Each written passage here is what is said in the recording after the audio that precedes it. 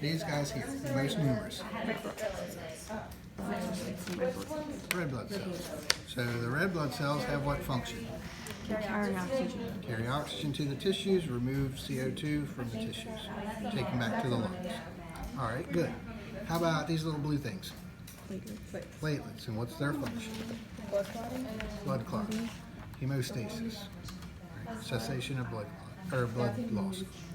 And then these guys, they have multiple lobes for their nucleus. All right, so this one's got 1, 2, 3, 4, 5 lobes. This one has 3 lobes. They have granules, but they're not as obvious as other granulocytes. These are called neutrophils, and what do they like to go after? Viruses? It can, Bacteria or pathogens? but bacteria is the one that you're going to hear. And they have 2 lobes? They have multiple lobes. 4 to 5 lobes. Yeah, 3, 4, 5 lobes. And they're the biggest? No, they're the most numerous. Most numerous. So, And these guys, they have the bilobe nucleus and pink or orange granules. I've got one on the slide up there that I'll show you. These are called what? oh wait. Not, but you're close. Definitely a granulocyte. Eosinophil? Eosinophils. Bilobe nucleus, orange, pink, sometimes red granules. And what bug do they like to go after? Say again? Parasites. Parasites. Sorry. Parasites, yes. Burns. How Wait, about what did this you guy? say? I'm sorry, what color did you say the nucleus? I mean, the granules were? Orange, pink, Usually red. they're pink, or they're red, or they're orangey, orangish. And they were parasites. They go after parasites.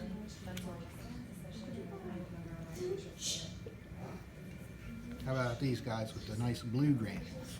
Basophils. Those are your basophils.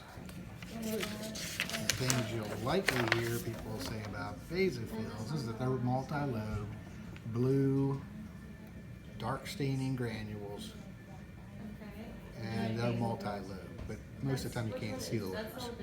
And what do they fight? They are going to carry heparin and histamine. So they're used in anti-inflammatory reactions as well as, inflammatory reactions as well as an anticoagulant.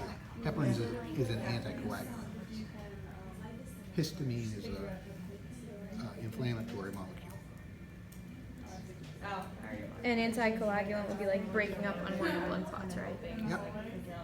So if a clot starts to form in your arteries or veins where you don't want it, and there's a little basophil around, it'll release the histamine, the heparin, and break up that clot, so you don't get unwanted blood clots. All right, how about these guys that have big nuclei and very little cytoplasm? Those are the lymphocytes. And lymphocytes are part of the adaptive immune system. So if anything excites them or gets them stimulated, then they will attack that. So it could be a virus, it could be a bacteria, it could be a cancerous cell. And then the last one has a horseshoe-shaped nucleus. And they're the biggest, and they're the monocytes. And monocytes will become macrophages. So macrophages like to gobble up bacteria and viruses and virally infected cells. Wait, so what's the difference between monocytes and lymphocytes then, function-wise? Monocytes are part of the innate immune system, or non-specific immune system. These lymphocytes are more specialized. These guys will go after any bacteria. They don't care what kind it is. But lymphocytes will only hone in on one specific target. So it'll take on influenza virus, but it won't take on parvovirus. Whereas macrophages, they don't care.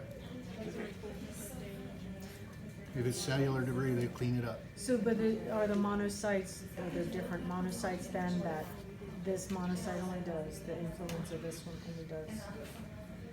You No, said they're monocytes specific. are non-specific. Lymphocytes are specific.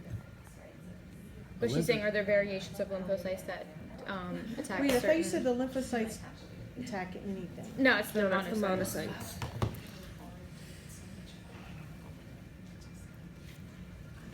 They're a green. Lymphocytes are very specific. And yes, there are subtypes of lymphocytes that will go after specific things. There's some that turn on the immune response, there's some that turn off the immune response, there's some called T helper cells, there's some called T cytotoxic T cells.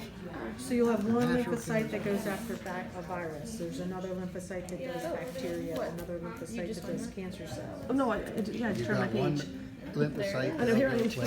they'll have a whole They probably. clone of them, It's clone that army picture. of them. Right. But they'll go after one specific thing, But like if I if need it's to get it. activated But I think by he said influenza he's gonna virus, put pictures that's of the only this. virus it'll take on. Okay. If it's activated by a parasite, that's the only parasite it'll take on. That's what makes it tricky for us, is because HIV and other viruses, they mutate so fast that the one T cell that recognizes them now doesn't recognize them. Okay, so that's a term I've heard, T cells. Yeah, because that's what I found when I looked in the book. They're that it- lymphocytes. So, okay. Lymphocytes branch off into two groups, B cells and T cells. Oh, okay. B cells make antibodies that float around in our blood. T cells, if they're helper cells, they activate other T cells. If they're cytotoxic T cells, they go over to the cell that's offending them and they punch holes in it and cause the cell to die. But they're all lymphocytes. They're all lymphocytes. B cells and T cells are lymphocytes. All right, did I get them all? No, erythrocyte. Where did you get that? Oh, those are red the. blood cell. Oh, that's a red blood cell. Oh.